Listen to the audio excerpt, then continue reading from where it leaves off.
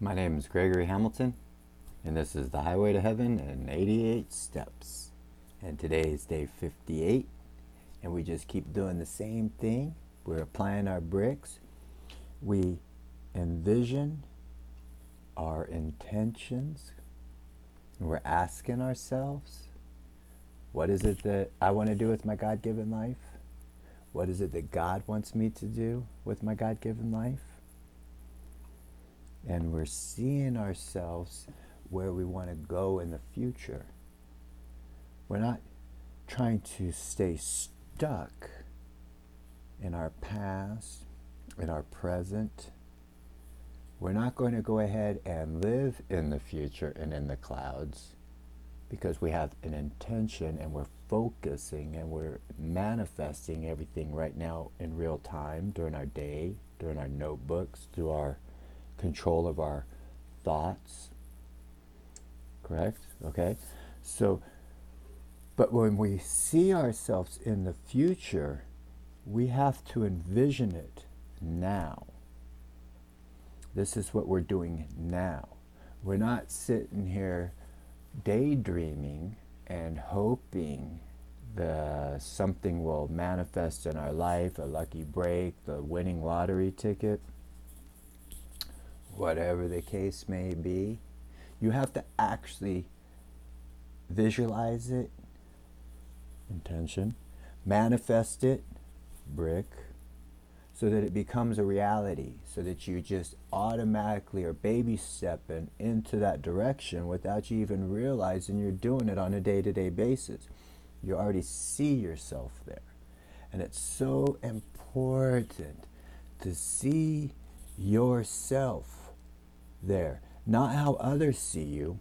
Because see, sometimes people will see you how you not really are, or maybe they will see you how you were in the past, or maybe they will see you as just the one incident that they can remember, whatever the case is. So it's irrelevant what other people think of you, because you're doing your thing, you're doing your highway, you're making sure that you get to your destination. It's your highway, your choice. You have to do this. And when you see yourself this way, it doesn't matter how others see you. When you walk into a room, you don't care who's in the room. And when you walk in the room like that, the whole room stops and says, wow, who was that? And it wasn't because of a loud presence. It wasn't because of a cockiness. It was because of a confidence. A 100% pure confidence of walking on your highway. People see this. And there's what they call this a charisma. But you see, they see themselves as special. Nobody walks into a room and commands some sort of a presence and then sit there and think that they are undeserving of it, or timid, or weak. It's not how it works. Anybody that walks into a room is, hey everybody, I'm here. They might be putting on a show. Not trying to analyze people or do this. We're doing our own thing on our own highway. What is our intentions while we're walking into the room?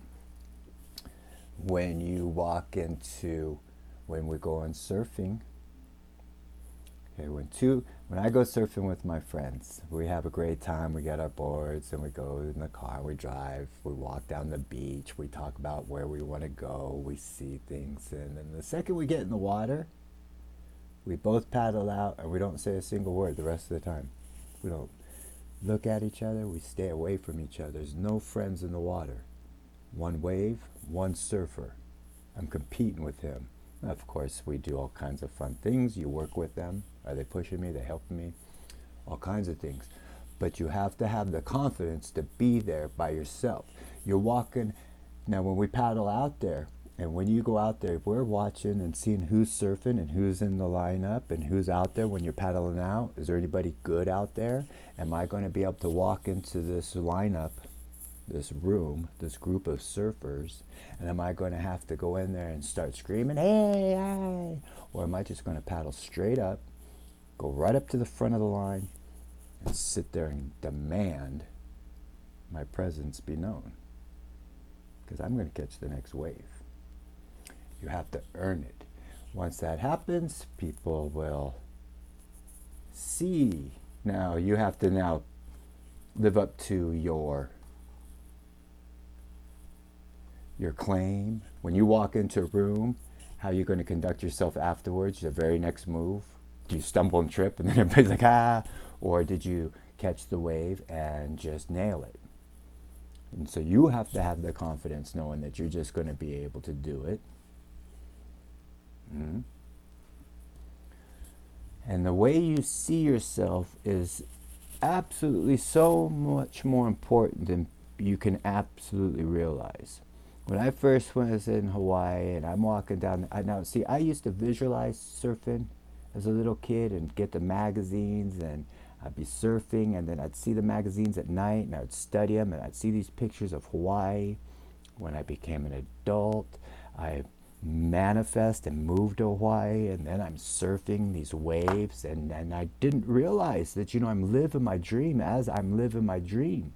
You have to have your notebook so that you can see that you're actually doing the things that you wanted to be doing. So I'm walking down the beach with my surfboard, and I visualize myself as a surfer, and I am a surfer, and I've got this confidence, okay? Well, one day, as it's a long story, but a pipeline surfing champion had, through a circle of friends, I got to know, and as I was growing up in the surfing magazines, he had pictures of this quiver they call of these surfboards of all different sizes and shapes for different size waves, but they were all painted the exact same color, yellow and green. Well, it was amazing. He gave me one of those surfboards from the magazine of me visualizing as a kid, dreaming 10 years later, whatever the case is, and now I've got this surfboard. It's mine. He gave it to me. Now I'm walking down the same beach. I'm the same surfer. I just have a different surfboard. But everybody in Hawaii knows whose surfboard that is. It's famous. It's a world famous surfboard. And I'm walking down the beach with it. What kind of an attitude do you think I've got there? What kind of a confidence I'm walking there? Am I walking down the beach running? Or am I just walking down the beach with some sort of confidence? I paddle out in the water. People look at my surfboard and they just instantly, it's just like, everybody just gives me instant cred. Because I also sat there and demanded it too. I did a pretty good job when I rode the waves too. I didn't embarrass the surfboard. But it was still the attitude that can change everything. If I didn't feel like I deserved a world famous surfboard underneath my feet, I wouldn't have surfed like that. But since I felt I deserved it, it probably kicked me up a couple notches in my ability, because I saw myself as being better. Don't ever let anybody's opinion of you change how awesome you are. I pray for you, and I pray for America.